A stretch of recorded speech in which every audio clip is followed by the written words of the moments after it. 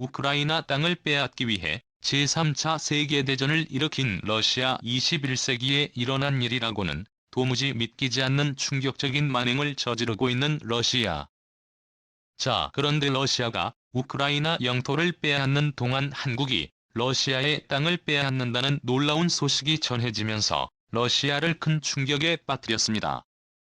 최근 바이든 미국 대통령이 러시아의 우크라이나 침공에 대응하기 위해 유럽 방문을 확정한 가운데 우크라이나 젤렌스키 대통령이 러시아군에 남긴 영상 메시지가 공개되면서 수많은 러시아 군들이 빠른 속도로 탈영하고 있다는 놀라운 소식이 전해졌습니다. 볼로디미르 젤렌스키 우크라 대통령은 텔레그램을 통해 러시아 군들을 향해 이렇게 말했습니다. 당신들은 우크라이나에서 아무것도 가져가지 않을 것이다.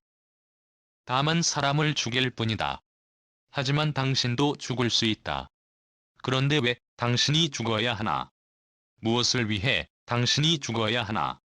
라며 당신이 살아남고 싶어 하는 것을 알고 있다.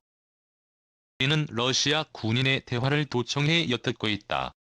이 무의미한 전쟁에 대해, 이 불명에 대해, 그리고 당신의 상태에 대해 다 듣고 있다. 우리는 당신이 누군지 한다.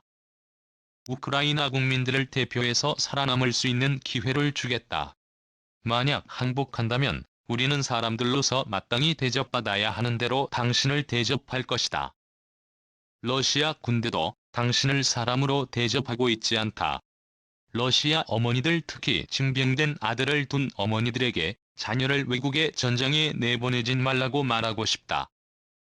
아들이 우크라이나의 전쟁에 투입될 수 있다는 의심에 조금이라도 든다며 즉시 행동하라 호소했습니다. 이 영상이 러시아 군들 사이에서 일파만파 확산하자 놀라운 일이 벌어졌습니다. 최근 공개된 군사작전 보고서에 따르면 러시아군의 대규모 탈영과 불복종 사례가 보고되고 있는 것으로 밝혀졌습니다. CNN은 실제 러시아 군인들의 가족 또한 이들이 우크라이나를 침공한지 알지 못해 논란이 일고 있다고 보도했습니다. 또 우크라이나 침공에 투입된 러시아 군인 중에는 훈련도 제대로 받지 못하고 장비도 갖추지 못한 이들을 여럿 포함됐다고 CNN은 전했습니다. 자, 그런데 러시아의 절망은 이것이 끝이 아닙니다. 러시아가 우크라이나 땅을 빼앗기 위해 집착하는 동안 한국이 러시아 땅을 빼앗는다는 놀라운 소식이 전해졌습니다. 녹든도는 두만강을 경계로 북한 바로 위에 있는 러시아 시리우즈배의 영토인데요. 면적은 32제곱킬로미터에 불과하지만 주변에 엄청난 규모의 해양 자원과 광물 자원을 동시에 획득할 수 있기 때문에 초대박이라고 볼 수 있습니다. 자, 그런데 놀랍게도 녹든도는 원래 한국 땅이었습니다. 이렇게 대동여지도에서도 녹든도가 한국 땅임이 명확하게 기록되어 있는데요. 녹든도는 여진족을 연해주 너머로 완전히 밀어내사 군육진 개척 때 우리 영토가 된 땅으로 개척 후 14만 42년 세종은 녹든도의 길이 1.1246, 총 높이 6척의 녹든토성을 쌓아 녹든도를 방비했습니다. 이후 세조 원년에 녹든도라는 이름이 붙여지게 됐고 조선 선조 때 이곳에 둔전을 설치하였습니다.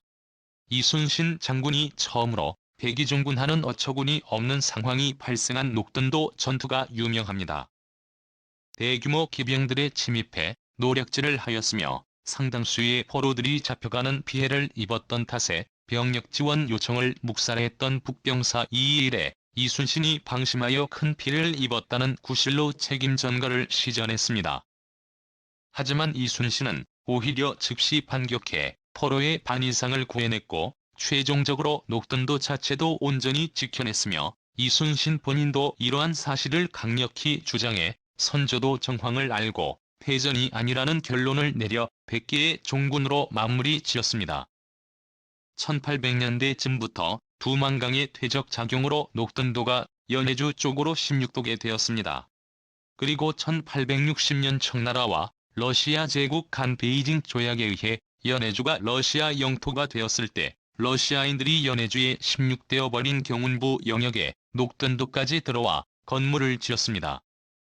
조선 조정은 뒤늦게 러시아에게 땅을 빼앗긴 사실을 알게 되면서 18만 80년대 청나라에 수차례 항의를 했고 조약 당시 청나라도 녹든도만은 조선의 영유권을 인정했기에 조선 측에서는 러시아의 영토 반환을 요청했으나 러시아는 응하지 않았습니다.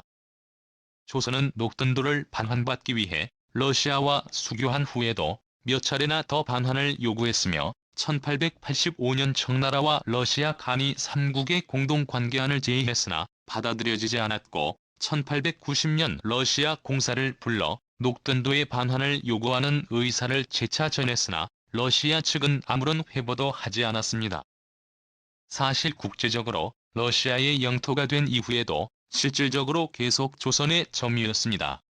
그곳에 살던 조선 사람들은 계속 거주하였으며 농지를 적극적으로 개간하여 넓혀갔습니다.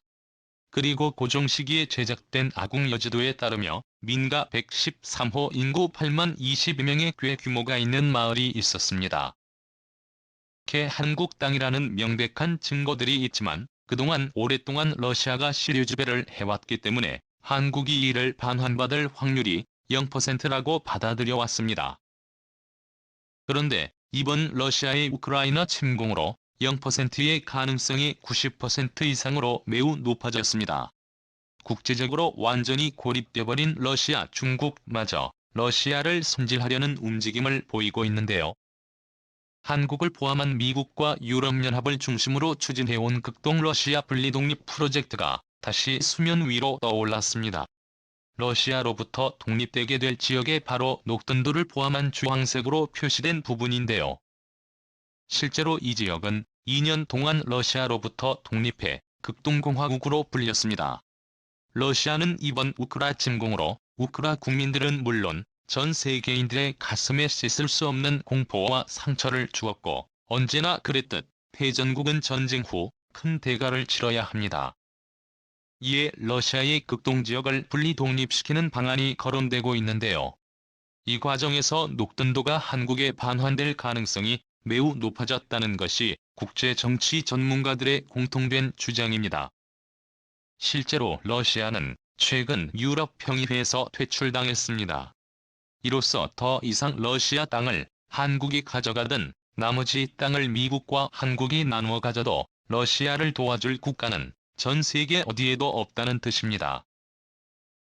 단단히 화가 난 블라디미르 푸틴 러시아 대통령이 바이든 러시아 입국 금지를 외치며 바이든을 비롯해 토니 블링컨 국무장관 제이크 설리번 백악관 국가안보보좌관 로이드 오스틴 국방장관 마크 밀리 합참의장 윌리엄 번스 중앙정보국 CIA 국장 첸 사키 백악관 대변인 등 14명의 고위 인사에 대한 제재를 시작한다고 밝혔습니다. 힐러리 클린턴 전 국무장관도 제재 명단에 이름을 올렸습니다. 이에 미국 백악관은 러시아를 비웃으며 이렇게 발표했습니다. 백악관은 일단 제재 대상의 이름부터 틀렸다고 지적했습니다.